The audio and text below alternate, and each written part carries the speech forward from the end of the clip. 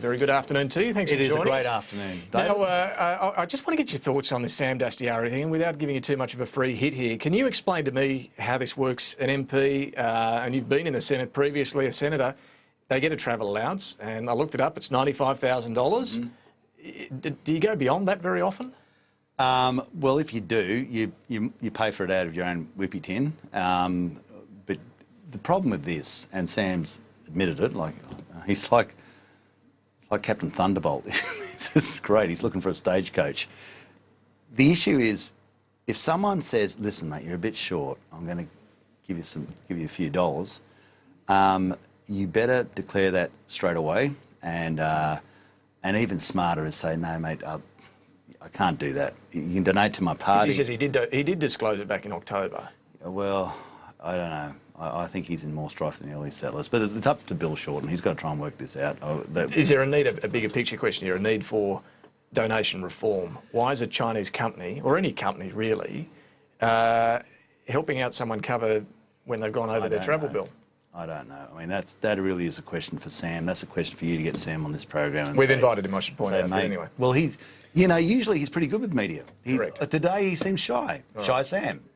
Now, let's turn to your portfolio. The dairy industry. You've been talking to the industry players, the supermarket giants. You had a symposium last week and you've got more talks tomorrow, I understand. What's actually happening, though, to help the farmers? OK, we've got a range of things going. First of all, we've got farm household allowance. There's over 200 people now in the dairy industry in Victoria getting that. Mum and dad means about $1,000 a fortnight, close to about $24,500 a year. Is that new, though, or have they had that for a while? Well, farm household allowance, I changed the conditions when we first got into government, so it's out. There's about 1,200 people all up in Victoria getting farm household allowance. There's I think it's 206 within the dairy industry getting it. Now, we also have, and I know what you're going to say, we've got the concessional loan scheme going out. There's about 80 applications. There are 26 which we've said yes to. 2 of the people have said, OK, I'm going to take them up. So 24 have got them up their sleeve to do it. That allows them to borrow up to $1 million or half their facility for 2.66%, and they can refinance. They don't have to get new money. They don't have to borrow more, but they can refinance the debt they've got. And if you take $1 million, we get it at 2.66%. Let's make the numbers easy. Let's say they're with the bank at 5.66%. So you get a 3% difference, $30,000 a year, 5 years interest only, $150,000. And then the P&I, as it runs off over the next, for half the facility over the next 5 years, that's close to a $200,000 pickup. Now, if you drop that at the pub on a Friday night, I reckon you'd bend down and pick it up. Now, you were also pretty strong last week saying the days of $1 a litre milk have got to end. Yeah.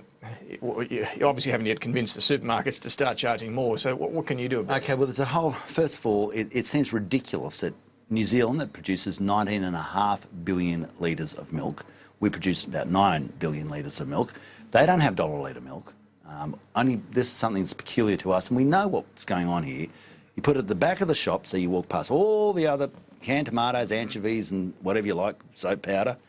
You don't go... By the time you're going to pick up a litre of milk, you go, oh, toss it, I'll pick up a couple of other things. And that's how the supermarket makes their money out of you. That's why they put it down the back.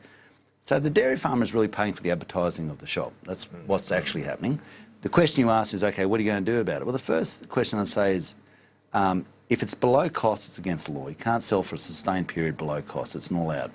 We're getting a further investigation into exactly what's going on here. This is the ACCC. Yeah, it's the Division 7A 95H, or Part 7A 95H, and that allows the ACCC to say, I don't have to ask you, I'm going to compel you to give me the information as to exactly how this operates. That's important. What I'm saying clearly to the industry and putting them on notice is the Australian people don't believe in this. I don't believe in it. The dairy farmers don't believe in it. People actually buy, when they go into the shop, they go, if I buy $1 a litre milk, I'm assigning that farmer to work for $5 an hour. If this inquiry finds everything's OK, would you put any sort of levy on milk, or is that not? Well, well, that's the next step. You have to find out how you're going to do it. And I keep on saying to the industry, David, I know you don't want government in your business. I can understand that. You don't want the clumsy fingers of government in your business. So help me out here. Change the $1 a litre milk, and then the pressure that's coming on us politically to do something about it will be removed. Now, another issue in your portfolio, this is your promise to move the Australian Pesticides and Veterinary Medicines Authority from Canberra to Armidale. There's about, what, 180 staff members? 175 to 200. Yeah, okay. Right. So apparently not many of them want to go to Armidale. They're well entrenched here. What's wrong with Armidale? I love Armidale, but they probably... Well, there you go. You know, I'm from that neck of the woods, but... someone would think I was moving into... It's the staff members that I'm talking about. Timbuktu. Let's go through it. Armidale is a cathedral city with university town, great university place. Towns, private schools, close to the coast. Yep, no, it's a lovely place. Lovely place. But the whole exercise of shifting them. But this is not unusual. Why do it? Because it's the same reason why the Labor Party shifted the Minerals Department to Maitland, because you want to put it amongst the people who utilise it. It's the same reason the Agricultural Department by state government was shifted to Orange, because you want to put it amongst the people who use it. Is there a cost-benefit analysis on this? Yes, there is. But the biggest one is this. It's called the election. I went to the election, clearly said, if you elect us, we're going to do this. And it's not just Armidale. That's the one that's picked out because it's in my electorate. So I'll be up front. Yes, Armidale's in my electorate. Wagga's not. We're moving Riddick to Wagga. Toowoomba's not. We're moving GRDC to Toowoomba. There's been an investigation now about moving the Murray-Darling Basin to out of Canberra. And this is only right. This is a great city. We live in a beautiful city here. About 380 to 400,000 people. We're going to spend more money in this building, where you are right now, in this building, than all those movements. Well, why don't you just put out the cost-benefit analysis, and if it shows everything's worthwhile... Well, because the biggest cost-benefit analysis is, if we had a cost-benefit analysis to start Canberra back in 1945, what would have happened? I have no idea, but you've got a cost-benefit analysis on this. Why not release it? We wouldn't be here in Canberra. We'd be talking about Parliament in Sydney. So what does it show, the analysis you've done? The analysis has gone through all the areas of the cost-benefit analysis. If you're going to premise it on a cost-benefit analysis, what does it show? We wouldn't do it. Well, you've done it. What does it show? But I'm doing it because it's an election commitment. And I went to the Australian people and asked for it. But it sounds like it doesn't show there's much benefit. I just said that here. If I did it on the premises of the cost-benefit analysis, you wouldn't. But I'm not doing it on the benefits of the cost-benefit analysis. Okay. We're doing it on the benefit of what is best for this nation. What is best? Why is it best for the nation? That's what I'm getting to. You've done an analysis. We're going to create centres of economic excellence, whether it's in Armidale, whether it's in Wagga, whether it's in Toowoomba. This is the vision we gave to the Australian people. We said we're going to develop new areas of our nation, and that's what we're going to do.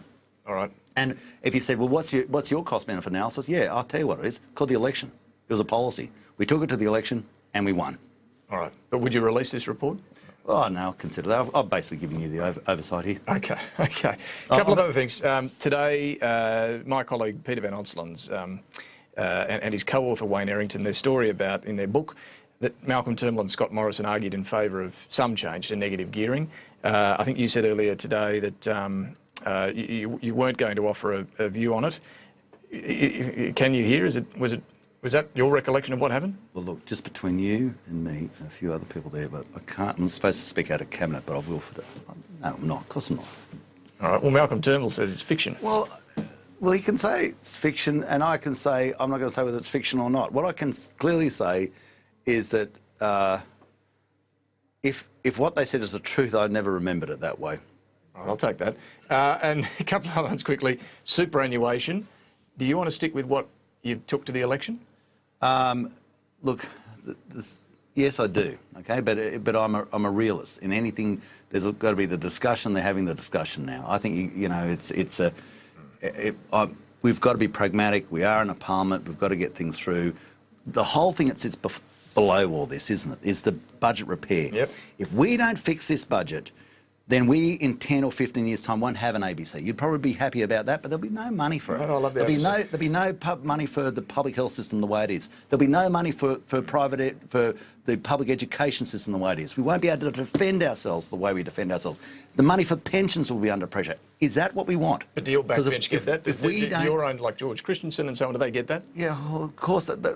Any person who believes in their nation, no matter what side on the fence they are on, have got to understand. And as you know, I was saying this back in 2009, and I think a whole range of people, I don't know whether you were one of them, pilloried me about warnings? it. No, you did. Yeah, you did. Pilloried me about this, but it's unfortunately now it's 2016. The problem's grown. If we don't get on top of it, and I believe we're the only side of politics who can, because we're the only ones who's showing a plan how to. So you can't water down this one. You've got to get through the parliament. Whatever you do. I'm clearly trying to plead for people. Please assist us to get the budget of this nation under control. Otherwise, you are saying to your sons, to your daughters, to your grandsons, to your granddaughters, you don't deserve to be defended like I was defended. You don't deserve a public health system like I had one. You don't deserve a pension like I got it, because they won't have the money. It just won't be there. Barnaby Joyce, we've got to go. Thanks for joining us this afternoon. Good on you. All right, quick break.